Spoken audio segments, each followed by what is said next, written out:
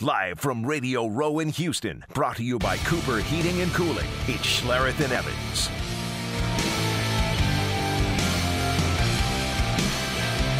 All right, continuing here, live from Radio Row, Schlereth and Evans, brought to you by Cooper Heating and Cooling. Hall of Famer, Pro Football Hall of Famer, Andre Reed, set to join us here in just a moment. He's walking around, he's taking pictures, he's doing his thing. Not very many people know Andre Reed's Hall of Fame career ended here with the Broncos as he would spend some time here with the Broncos in training camp. He joins us now, Andre Reed. Hey, how are you? Good morning. Listen, I almost got lost, man. I don't know. It's getting crazy here. Yes, it is. It's starting to pick up. Now, listen. Radio Row, man, that's what it's about. Mark Schlereth sends his apologies. Yes. Because he had to go do TV. Okay. But he was really hoping to be here because. Yeah, I saw him yesterday. The other day I saw him. I understand you have some sort of like bromance with him or something man, me like and that. Mark, when I was my last year in Denver, you just were talking about it. I really gravitated to him because he was with the Redskins before that, or he went to the Redskins after. Where did he go, to Redskins first? Or Redskins then here, yeah. And really told me about a lot of things with Denver. And, was only there for a hot minute, but he helped me out a lot. Yeah, I mean, I was just talking about how you spent your entire career with the Bills, and then right at the end you came here with the Broncos. What do you remember about that short time here? Yeah, it was training camp for a little while, and then I finished out in Washington with the Redskins my last year. But, Mike Shanahan was the head coach at that time. And, Denver was still John Elway, kind of, still his team, even though they had, I think Brian Greasy was a quarterback back then. So, Denver was Denver. Denver was Denver. Denver was Denver, man. What does that mean? Still a good football team. Yeah. I mean, they were a good football team. Shannon was still playing. Yep. Rod Smith was there, McCaffrey. Yep. And they were kind of like in the middle of their careers a little bit. Yeah. And I was at the end of mine. So it was good to go and talk to those guys because both of them were great receivers, yeah.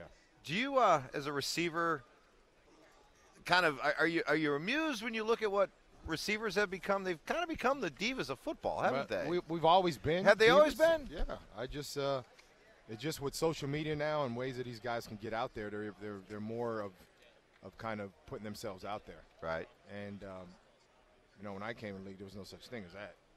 So they put you on TV and you just happen to be on there. Now you can touch a button and you can get yourself out there. So, some of these guys now might go overboard a little bit, but you can't fault them because that's, to a certain point, that's the way the game has became. Is it at all destructive to a football team? I think it can be. I mean, if you could do it to a certain point, you just can't go overboard with it. Right. Because then it becomes a distraction within the team. I know Odell got a little backlash from a lot of things he's done this year.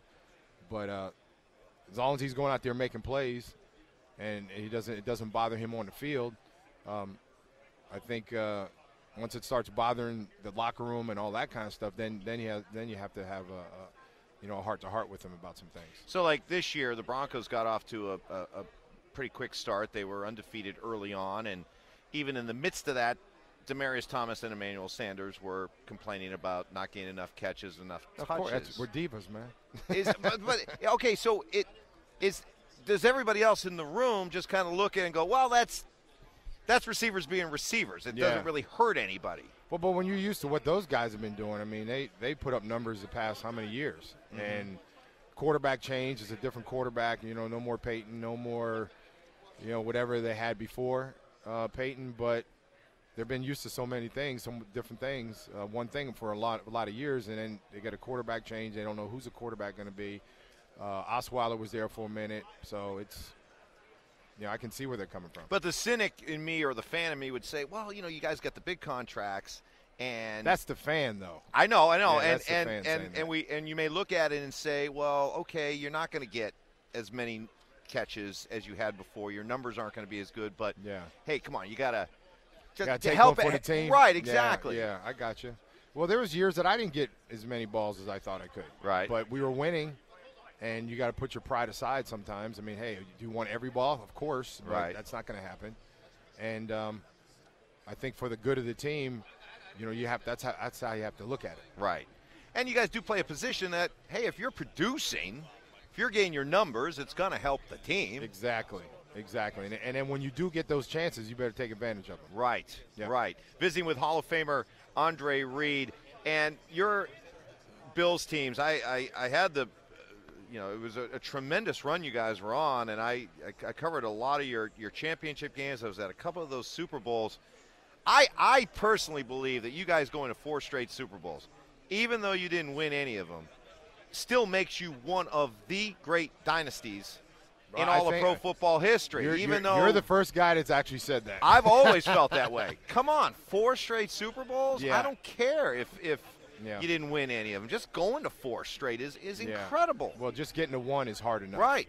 And going back-to-back is hard, but going back-to-back 3-4 times is even harder. How did you continue to summon up that feeling of, hey, we keep doing it, keep grinding, even though you've had that disappointment first time, second time, third time? I think that's just with the nature of our team, and we wanted to get it right somewhere down the line, and we were going to keep trying until we got it right.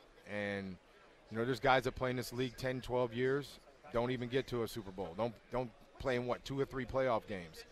So we're admired for that more than anything, regardless of like you said, if we won or lost. But we win 2 of those 4.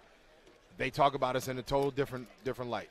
All right, talk to me. Yep. We got the Super Bowl parties are being prepped, and you got to make sure you have the right mix of perfect food. Tell me about why people need to have these pork rinds, Southern recipe pork rinds, as part of their Super Bowl party. Well, hey, besides the nachos and everything else you eat on Super Bowl Sunday, pork rinds is. They've been in business for 60-plus years, and they have produced, I've had pork rinds when I was little. And I've teamed up with them and the Gridiron Greats Assistance Fund to raise awareness for some of these guys that need it, with Mike Ditka's and Ron Jaworski's thing. And they've done a great job of partnering to donate, to guys that need assistance. And there's a contest on Super Bowl Sunday called Guess the Great, and they can win $3,500, right? $3,500 and a year's supply of these pork rinds by just entering this called Guess the Great. And for every right answer, there's a donation being made to the Gridiron Greats Assistance Fund. Great, sounds awesome. And I know your buddy here, and Mark, the CEO of the place, Mark Singleton. Mark Singleton. And how are y'all, guys? Yeah, about 5 years ago, we teamed up with Coach, and every bag we sell during football season, we give a portion of the proceeds to the Gridiron Greats Foundation. And so we've been able to help dozens of these guys. And Andre has really gotten the word out this year and really educated me into some of the stories of some of these guys that didn't play in the era of big money. Right. And so the assistance that Andre and Coach bring to these guys is really needed, really important, and we really would like your fans to get out there and go to porkrinds.com, play our game. It's a memory game, which is a real big deal with the concussive issues that are facing the industry today. We really wanted to highlight that issue, but they can win $3,500, a year's supply of pork rinds, and every bag we sell during football season.